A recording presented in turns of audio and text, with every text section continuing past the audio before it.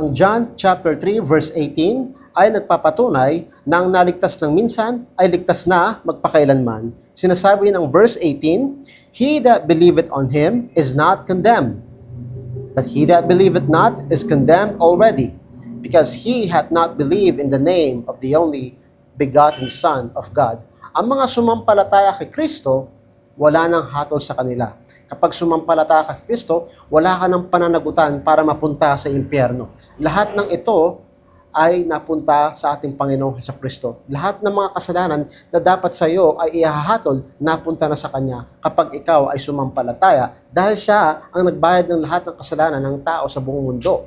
At nang dahil sa Kanya, hindi na tayo pupunta sa impyerno, tayo naligtas na dahil tinubos niya tayo sa ating mga kasalanan. At tayo ay Kanyang hinugasan sa Kanyang dugo. Dahilan kung bakit papasok tayo sa langit.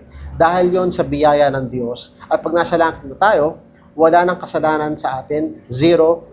Ang nakikita sa atin, ang dugo ni Kristo na naghugas sa ating kasalanan.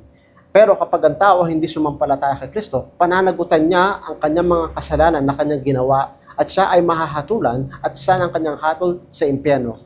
Ang tao kapag nagdesisyon na hindi sumampalataya dito sa lupa, siya'y nahatulan na. Araw na lang ang sasabi kung kailan siya pupunta doon.